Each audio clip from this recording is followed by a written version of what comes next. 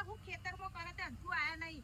એ તો મને લાગે તો ભૂખ નહીં, ઈમના વગર ખવાય નહીં, કોને ખાધું નહીં. ઈવોને પહેલા બી ખવડાવ પછી તો હું ખાઉં છું. એવી તો પતિવત રાખું. આવા તો આજ તો રોજ જેવો બજારમાં જઈએ અને થોડું કરિયાણું બરિયાણું બધું લેતા આવીએ. બોલ. ડોસે ઓ ડોસે તો હા કોઈ વાવે તો નહીં, કોઈ નહીં ખેતરમાં હું કરો એમ કે હવા ના ગયા તા તમે. જો દાદાએ વસાઈ આલ્યું છે ને તો પછી અવેરવું પડે. અવેરીએ ના તો કશું પાડીએ નહીં પછી ખબર છે ને. તે પણ હું છો અવેરવાની ના પારું છું, પણ એમ કહું છું કે આ તમે હવાના કોઈ વાવે તો બરાબર, ખોટું કરવા તો આપની એ કરવું પડે.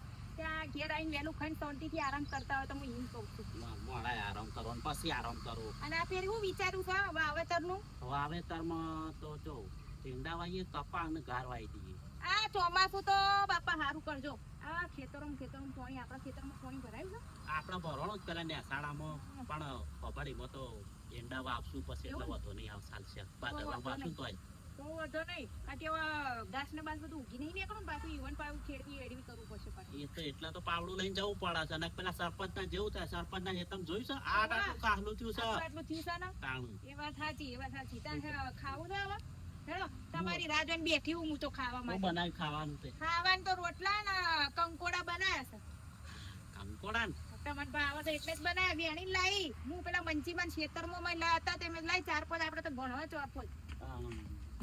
આ તો તું બે કામ ખાઈ લો કંકોડો તો. ના માર નહીં ખાવાનું, તમારી રાહ જોઈને તો હું બેઠી છું ખાવા માટે. તમને કંકોડા કીધું તાર નહીં ભાવતા તો વળી કીધું જ ને. કંકોડા જોઈને તો લપ લપ થાય છે. હેડો ખાઈ લઈએ. આમ તો ડોસી ના આવે, આપણને કર પાછો